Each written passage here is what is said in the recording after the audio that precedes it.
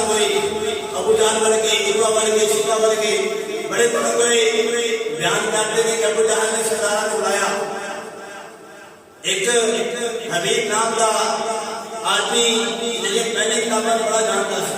بڑا علم والا سی، ان کی شہرت دور دور تک پھیل گئی سی کہ بڑا بڑا آدمی ہے، بڑا علم والا ہے، انہیں مقابلے کیوں نہیں کر سکتا. حضرت گرامی ابو جہل کے مکے کا سردار ہے، انہوں نے کیا چاہنا ہے انہیں بلایا جائے، وہ تو بڑا علم والا ہے، انہوں چیک کرے واقعی کہ اللہ کے نبی ہے یا نہیں ہے، انہوں نے ایسا علم بھیجا یا نہیں ہے. حضرت گرامی ابو جہل نے اس حبیب نو پیغام بھیجا. حبیب جمی جو آئے مکے کے اندر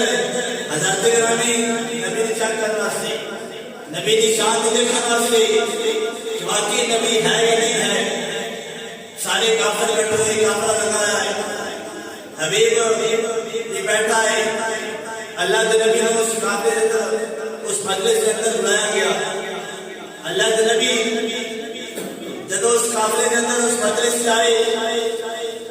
حبیب کا مناظرہ ہوا. اللہ کے نبی نے فرمایا کہ اے حبیب میں اللہ کا نبی ہوں، اللہ نے مجھے آخری نبی بنا کے بھیجا ہے. رب نے مجھے قرآن عطا فرمایا ہے اور ایسی کتاب ہے کہ میری سب کتاباں کی جامعہ ہے، سب کتاباں تو شان والی ہے، چاہے قرآن ہوئے، زبور ہوئے، انجیل ہوئے، لیکن قرآن کی شان سب کو عطا ہے، سب تو اعلیٰ قرآن ہے. اللہ نے وہ کتاب عطا فرمائی کہ جنہیں پہلے شیطان سارا مکٹھا کر کے اللہ نے قرآن کے اندر رکھ دیتا ہے. پہلے نبیوں نے شیطان بھی یہ بہتر سے اللہ نے قرآن کے اندر حضرت امت میں عطا فرمایا، حضرت امت میں عطا فرمایا. حضرت گرامی وہ حبیب حضور صلی اللہ علیہ وسلم نے چیک کرنا واسطے کافروں کو کہتا ہے کہ میں چیک کرنا واقعی اللہ کے نبی ہے یا نہیں ہے. حضرت گرامی حبیب نے اللہ کے نبی کو اجازت کیتا کہ نبی کی گل ہر چیز مانتی، نبی کا تو ہر چیز کرتی، نبی سارے لوگوں کو اللہ ہوتا ہے، سب کو افضل ہوتا ہے. اور میں بڑے بڑے جادوگر دیکھے، بڑے بڑے جادوگر دیکھے، اگر تو واقعی اللہ کا نبی، واقعی اللہ کا نبی،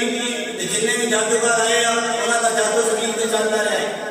آسمانہ سے نہیں چلتا رہا، کیونکہ آسمانہ سے اللہ رب العالمین نے اس طرح نظام بنایا ہے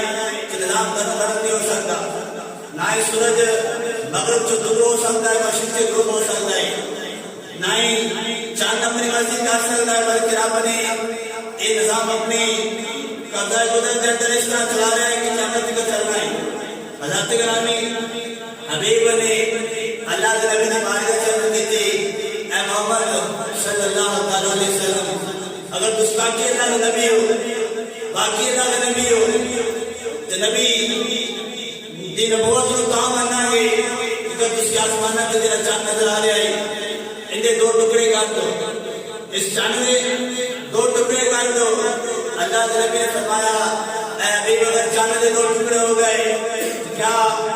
میری نبوت کو ماننے گا، میری نبوت کو ماننے گا؟ حضرت گرامی حبیب سے کہتا ہے کہتا ہے نبی ہاں، کیونکہ میں بڑے بڑے جادوگر دیکھے ہیں، جادوگر کا جادو زمین میں چلتا ہے، آسمانہ سے نہیں چلتا. چاند کے دو ٹکڑے کے جادوگر بنا بنا جو ہے کبھی چاند کے ٹکڑے نہیں کر سکیا.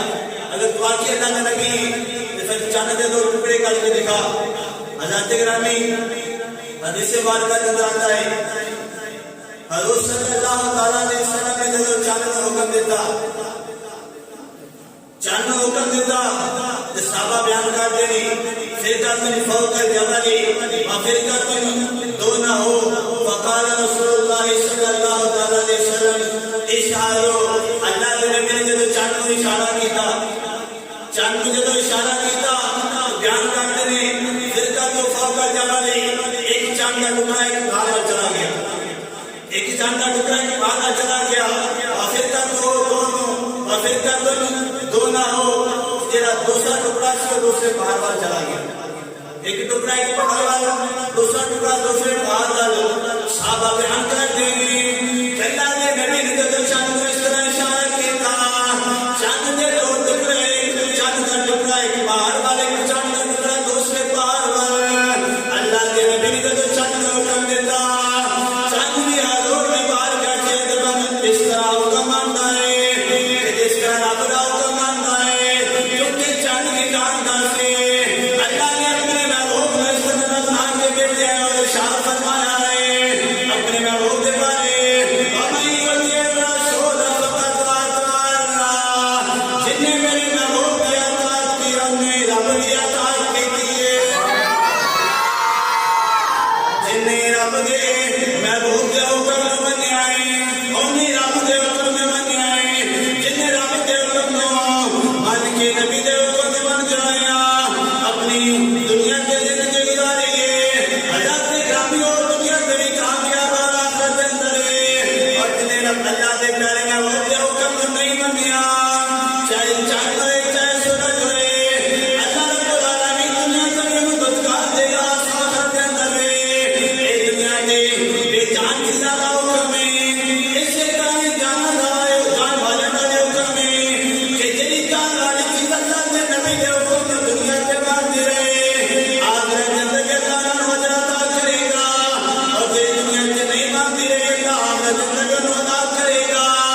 چند نے جو رب دے حکم میں منیا اللہ کے پیارے محبوب کے حکم میں منیا تے شاید نے کلم اٹھائی اور لکھیا اوندا حکم ہوے کہ سورج نو اوندا حکم تے سورج مڑدا اے اوندا حکم تے سورج مڑدا اے چاند ٹوٹے ہو کے ڈوبدا اے اوندا حکم ہوے کہ پتھراں نو آوندا حکم ہوے کہ پتھراں نو بولن دا شعور آ جاندا اے حضرت گرامی ایک بے جان چیزاں اللہ کے نبی کے حکم مانتی نہیں جس طرح صحابہ مانتے رہے اپنی جانوں کی پرواہ نہیں کی تھی حضرت گرامی رب نے انہوں نے شان بیان کی تھی انہوں کی شان دنیا والے نے بھی دیکھی اور آخرت کے اندر بھی دیکھیں گی اور جی بے جان چیز نے اللہ کے نبی دیا دنیا کے حکم بنیا انہوں کی شان اللہ رب العالمین آخرت میں دکھائے گا حضرت گرامی